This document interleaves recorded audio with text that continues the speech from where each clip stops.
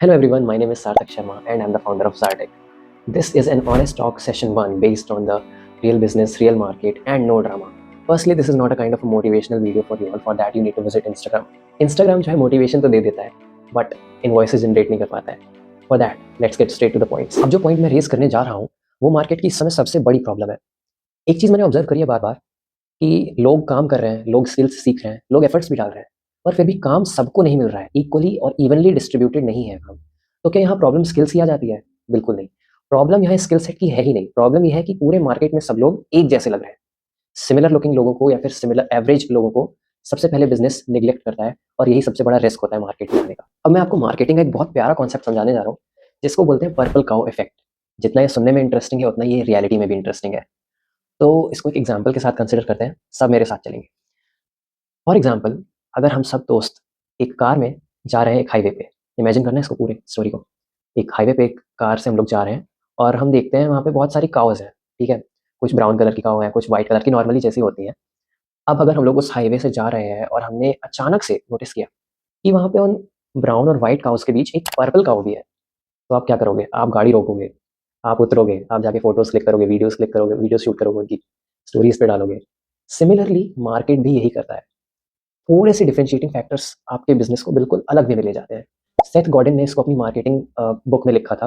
उन्होंने ये term purple cow effect launch किया था या फिर उन्होंने ये टर्म दिया था, जिसके थ्रू आज भी बहुत सारे लोग इस चीज़ को यूज़ करते हैं फॉर देयर बिजनेस। क्योंकि मार्केट ये नहीं देखता कि तुम कितने अच्छे हो, मार्केट ये देखता है कि तुम कितने अलग हो। एक रियल लाइफ एग्जांपल से समझते हैं इस पर्पल काउ इफेक्ट को।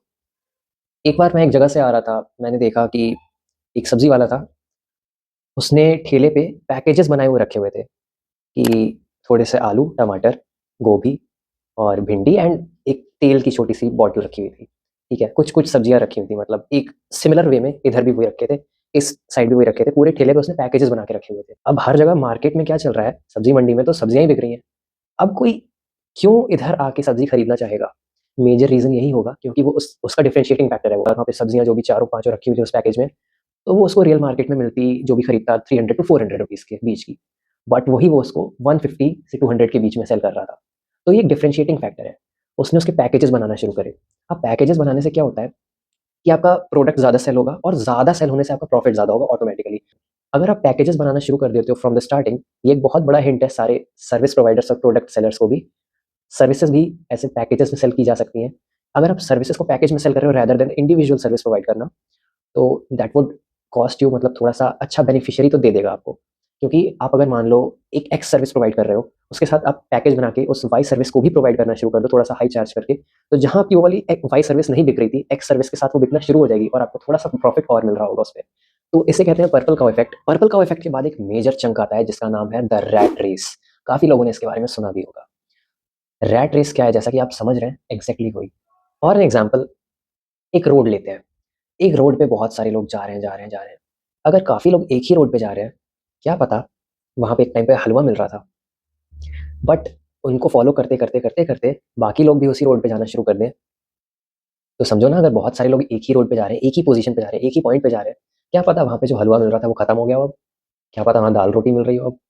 कि यार इस दुनिया में बहुत सारे लोग हैं, लिटरली बहुत सारे लोग हैं, सबने सेम काम करे हैं and after that they died, उनको कोई नहीं जानता है। द थिंग इज़, आप जब तक अपना रास्ता नहीं बदल रहे हो for doing something different in life, you are of no use literally. थोड़ा-सा हार्श ट्रुथ है ये लाइफ का, कि आप अपना रास्ता जब तक नहीं बदलते हो, अगर उस हलवे को ढूँढने के लिए आप अपना रास्ता नहीं बदल रहे हो, उस दाल-रोटी में ही खुश हो रहे हो, तो खुश हो। क्योंकि यार लोग उन्हीं को याद रखते हैं, जो आकर अपना इम्पैक्ट छोड़कर जाते हैं कि यार बनना है तो इस बंदे जैसा। ये आया, इतने साल रहा, दुनिया के लिए कुछ करके गया। दैट इज़ द इम्पैक्ट जो छोड़ के जाते हैं लोग। उस चीज़ को, उस आइडेंटिटी को अपने अंदर लेके आना, that is the major thing, उसपे फ़ोकस करना चाहिए। लोग रैट रेस में एक ही रोड पे भागे जा रहे हैं कि उनको भी वही चीज़ मिलेगी। अब पर्पल काउ इफेक्ट ने क्या बताया है? कुछ तो डिफरेंशिएटिंग फैक्टर होना चाहिए। रैट रेस उसी को एक्सप्लेन करता है, बोलता है कि सब लोग एक ही रास्ते पे जाते जा रहे हैं, सब एक ही जैसा काम करते जा रहे हैं, कोई डिफरेंशिएटिंग फैक्टर है ही नहीं। तो नॉर्मलाइज़्ड लाइफ़ जिएँगे और मर जाएँगे। Simple, simple as that. But अगर कोई अपना रास्ता बदलता है, स्टार्टिंग में सब गाली देते हैं यार, स्टार्टिंग में सब गाली देते हैं। सबको अरे क्या कर रहा है, कुछ नहीं होगा। तो यही होता है, that is the truth, harsh truth यही है। जब आप रास्ता बदलते हो रैट रेस में से, तो आपको यही लगता है कि भाई मैं कुछ अलग कर रहा हूँ, बट लोग तो कहीं और ही जा रहे हैं। उनको नहीं पता वहाँ पे हलवा खत्म हो चुका है भाई, वहाँ पे दाल रोटी मिल रही है। जहाँ तुम रास्ता चेंज कर रहे हो क्या पता वहाँ हलवा हो, give it a try at least. होता क्या है ना, बड़े-बड़े जितने भी सेलिब्रिटीज़ कह लो या फिर स्पोर्ट्समैन कह लो, मैं उनके एग्ज़ाम्पल्स लेके आपको समझाऊँगा, काफ़ी अच्छा समझ में आएगा उससे। तो होता क्या है कि एक कॉन्सेप्ट होता है ब्लाइंडर्स का, ब्लाइंडर्स। आपने ये वाला एक्शन कहीं न कहीं तो ज़रूर देखा होगा। अगर आप राज शमानी को फ़ॉलो करते हैं तो 100% देखा होगा।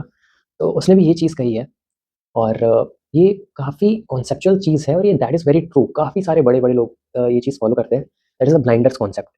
ब्लाइंडर का मतलब होता है अ, आपको अपने ब्लाइंडर्स लगाने पड़ेंगे। आपके सामने सिर्फ़ आपको अपना फ़ोकस आपके गोल के टुवर्ड्स देखना चाहिए। बाकी साइड में क्या हो रहा है, इस साइड या इस साइड वो आपको दिख ही नहीं रहा है। तो that is a blinder concept. अगर आप अपने ब्लाइंडर्स लगा लेते हो 6 महीने 10 महीने तक आप सेम चीज़ रिपिटेटिव वे में कर रहे हो, आपको रिज़ल्ट्स 100% दिखेंगे। आप थोड़ा-सा ट्रैक से अलग होके चलोगे, रैट रेस से ऑब्वियसली आपको अलग होना पड़ेगा। पर्पल काऊ इफ़ेक्ट आपको तभी दिखेगा, जब आप रैट रेस से अलग होगे। Every dot is connected basically. Currently मैं एक बुक गो थ्रू कर रहा हूँ जिसका नाम है डू एपिक शिट बाय अंकुर वारिकू। काफ़ी सारी चीज़ें उसने ऐसी बताई हैं उसमें और वो बोलते हैं कि आप अपनी मिस्टेक्स से तब सीखते हो, जब आप कुछ अलग करते हो। Do epic shit. ये ब्लाइंडर्स कॉन्सेप्ट बहुत ही इंपॉर्टेंट है। ये बिज़नेस में हर कोई आजकल यूज़ करता है और जो विनर्स हैं बेसिकली ये उनके लिए होता है। तो ये होता क्या है कि अगर आप कोई एक नया काम स्टार्ट करते हो या आपके स्टार्टअप्स हैं, आप बिज़नेस ओनर्स हो, तो आपके अप्स एंड डाउन्स हमेशा आते ही रहते हैं, आते रहते हैं, 100% आएँगे क्योंकि कोई नया काम एकदम से कभी भी बूम नहीं कर सकता। आपने ब्लाइंडर्स लिए, आप पे दुनिया डाउट कर रही है, आपने ब्लाइंडर्स लगा दिए, ना आपको राइट का दिख रहा है, ना आपको लेफ्ट का दिख रहा है। बस आप काम करते जा रहे हो, आप जीत रहे हो, आप काम करते जा रहे हो, आप हार रहे हो, आप काम करते जा रहे हो। 6 महीने, 1 साल, 3 साल, 6 साल, अचानक से बूम! लोग बोलते हैं that is a one night success. नहीं, बहुत मेहनत लगती है उसके पीछे भी और कोई भी बिज़नेस या कोई भी स्टार्टअप अचानक से ग्रो नहीं कर जाता है। तो एक कोटेशन थी जो कि एक बिलियनियर ने कही थी। उसने कहा था कि once you start something of your own या फिर तुम अपने गोल के टुवर्ड्स बहुत ज़्यादा ओरिएंटेड हो जाते हो, तो you lose a lot of friends because a bus has 50 seats while a lambo has only 2 seats. तो इन केस आपको सक्सेसफुल होना है, you need to sacrifice a few things, you need to get rid of the few things. तभी आप जाके एक rat race से हट पाओगे, तभी आप जाके पर्पल काऊ इफेक्ट को अच्छे से इम्प्लीमेंट कर पाओगे। लोगों के दिमाग में मार्केट में सबसे बड़ा मिथ ये होता है कि ऑडियंस आपकी सर्विसेज़ इसलिए खरीद रही है क्योंकि आप अच्छा बेच रहे हो। बिल्कुल सही नहीं है ये। सबसे बड़ा ट्रुथ ये है कि ऑडियंस आपकी सर्विसेज़ या आपके प्रोडक्ट्स इसलिए खरीदती है ताकि वो अच्छे लग सकें। इसको एक रियल लाइफ़ एग्ज़ाम्पल से समझते हैं। फॉर एग्ज़ाम्पल आप एक मॉल में जाते हो और वहाँ पे आप कपड़ों की शॉपिंग करने जाते हो। तो वहाँ पे जो सेल्स पर्सन होते हैं, वो आपको सारे टाइप की ड्रेसेस दिखाते हैं कि अरे सर ये क्या बढ़िया शर्ट लग रही है, अरे सर इसमें तो आप बहुत अच्छे जच रहे हो। वो उनकी एक सेल्स टेक्नीक होती है। बट क्या आप उसमें उतने जच रहे होते हो? वो आपको उस टाइम पे लगता है कि हाँ, ये तो अच्छा लग रहा है मेरे ऊपर, मुझे खरीदना चाहिए। वो उनका एक मैनिपुलेटिव चीज़ होती है, वो मैनिपुलेट करते हैं वहाँ पे कि ऐसे-ऐसे तारीफ़ करें कि वो आपको प्रोडक्ट पार्टिकुलरली अच्छा लगने लगे।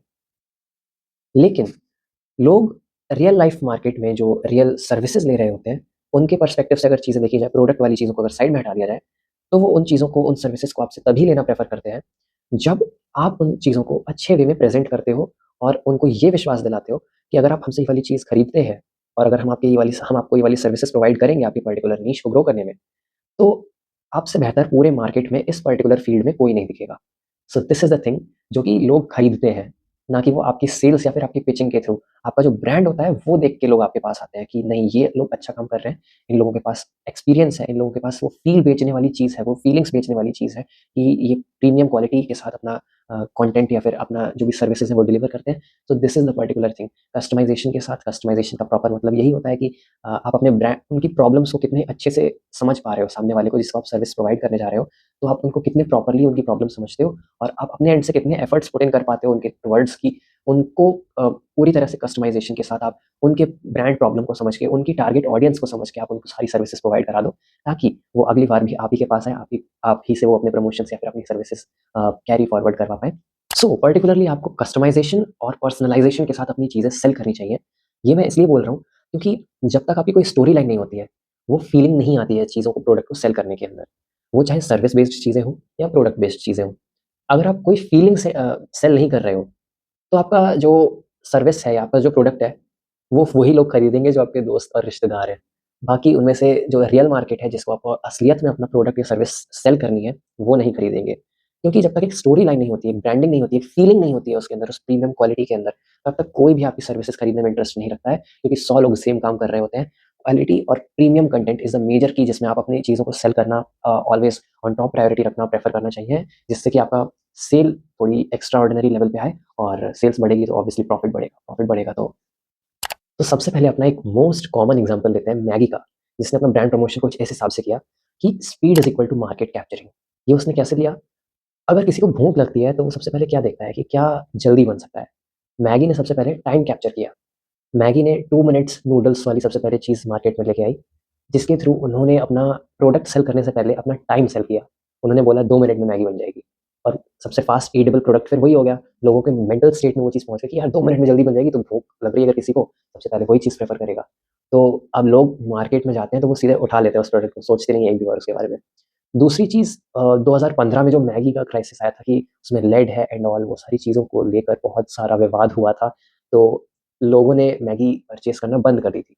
बट जो एक चीज़ होती है, जो ब्रांड होते हैं, वो अपनी क्वालिटी इस हिसाब से ग्रो करते हैं, जिस हिसाब से उनको फ्रॉम स्क्रैच उठने में दोबारा उतनी मुश्किल ना हो। तो उन्होंने बहुत अच्छी तरह से टैकल करा कि वो लेड नहीं थी, वो कोई और एलिमेंट था जो कि मैगी में पाया गया था। बट उसको फिर जिस तरह से टैकल किया गया था, क्योंकि वो एक बहुत बड़ा ब्रांड बन चुका था, तो उतनी बड़ी ब्रांड्स को ट्रस्ट बहुत ईज़िली कर लिया जाता है। सो दैट इज़ व्हाई उसको नेग्लेक्ट कर दिया गया एंड वापस वो मार्केट में आए with more flavoured, with more engagement. उसने अपनी ऑडियंस को वापस से कैप्चर करना शुरू करा और बूम! फिर वो आज अपनी मार्केट में वापस उसी स्टेट पे जैसे पहले हुआ करती थी। इस प्रोडक्ट का, मैगी का एक सबसे बड़ा मुझे जो पर्सपेक्टिव लगता है सेल्स में, वो ये लगता है कि इन्होंने जो आइडियोलॉजी लगाई थी, जो दिखता है वो बिकता है वाली थी।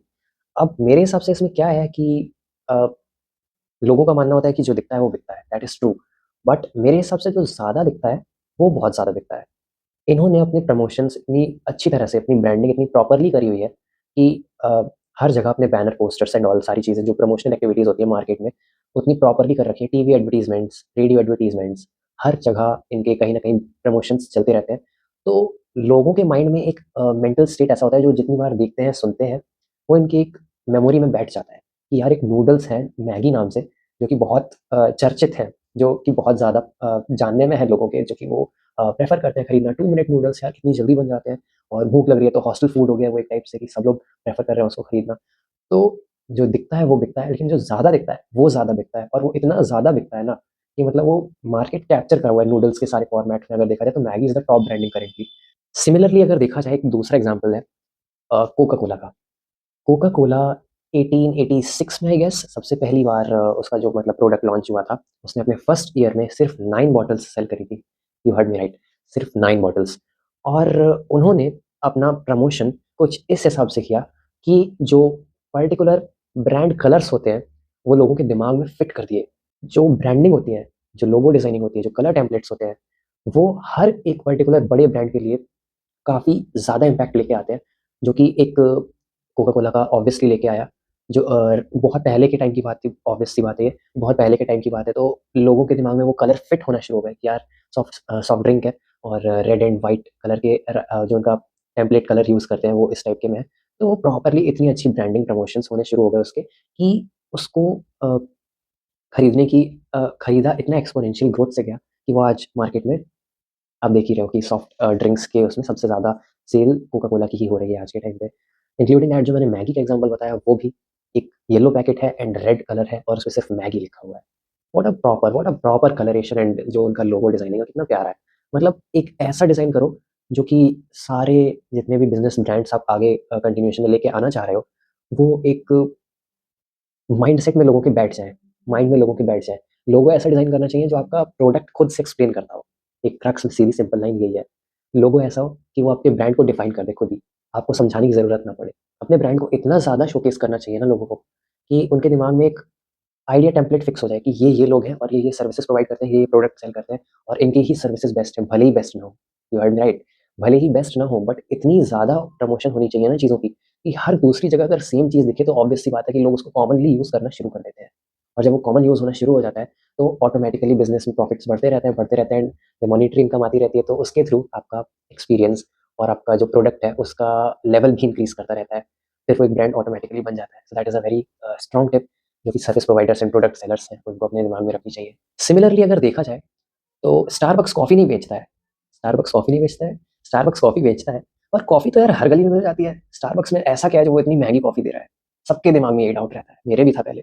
बाद में पता चला स्टारबक्स एक्सपीरियंस बेचता है, स्टारबक्स एक रूटीन बेचता है अपनी ऑडियंस को। और स्टारबक्स की कॉफ़ी अगर कोई 300 रुपए की, 500 रुपए की खरीद भी रहा है ना, तो वो प्रीमियम कंटेंट होता है उसके लिए, वो एक उसकी आइडेंटिटी बनाता है। इसलिए जितनी उनकी ऑडियंस होती है वो प्रीमियम होती है, वो बार्गेन वाली ऑडियंस नहीं होती है। तो वो एक एक्सपीरियंस और जो फीलिंग्स सेल कर रहे होते हैं, दैट इज़ व्हाई उनका एक अलग प्रीमियम फीचर होता है वो, ना कि बाकी सारी कॉफ़ी पे तुम बार्गेन कर सकते हो। बट जो एक ब्रांड बन जाता है, उसपे तुम कभी भी बार्गेन नहीं कर सकते हो। वो एक फिक्स्ड प्राइस पे अपने रेट्स पे सेल करते हैं।